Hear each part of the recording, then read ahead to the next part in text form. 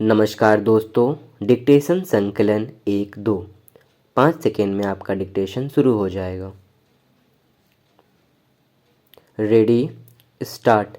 महोदय, यह बड़े गौरव और प्रसन्नता की बात है कि हिंदुस्तान में 10वां विश्व हिंदी सम्मेलन का आयोजन किया गया था, जिसमें लगभग 40 देशों के प्रतिनिधियों ने हिस्सा लिया था। मैं इस संबंध में कहना चाहता हूँ कि इन प्रतिनिधियों में से कई प्रतिनिधि तो उन देशों से इतर के थे जहाँ पर हिंदी बोली और समझी जाती है।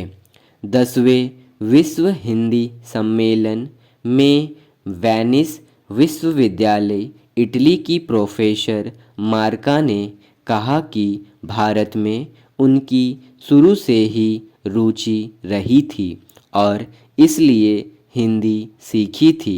हिंदी एक वैश्विक पहुंच रखती है। साथ ही कहा कि दूसरी भाषाओं के चक्कर में अपनी मातृभाषा को भूल जाना ठीक नहीं है। चीन के प्रतिनिधि ने धारा प्रवाह हिंदी में अपनी बात रखते हुए कहा, हिंदी दुनिया की बड़ी भाषा है और इसका लगातार विकास हो रहा है। इस सम्मेलन में स्वीडन के एक प्रतिनिधि ने कहा था कि हिंदी बहुत समृद्ध भाषा है, लेकिन इसमें अन्य भाषाओं के समृद्ध शब्दों को समाहित करके और समृद्ध बनाना चाहिए। इस सम्मेलन में पोलैंड वारसा विश्वविद्यालय के एक प्रोफेसर ने प्रधानमंत्री द्वारा कही गई बातों को दोहराते हुए अपनी सहमति व्यक्त की थी कि हिंदी भाषा के अंदर दूसरी भाषा भी उपयोगी शब्दों को समाहित करना चाहिए। एक प्रतिनिधि ने कहा कि मैं महात्मा गांधी के विचारों से प्रेरित होती रही हूँ, इसलिए उनको जानने के लिए उन्होंने हिंदी सीखी। आजकल हमारे यहाँ हिंदी और हिंदी की फिल्में बहुत लोकप्रिय हो रही है।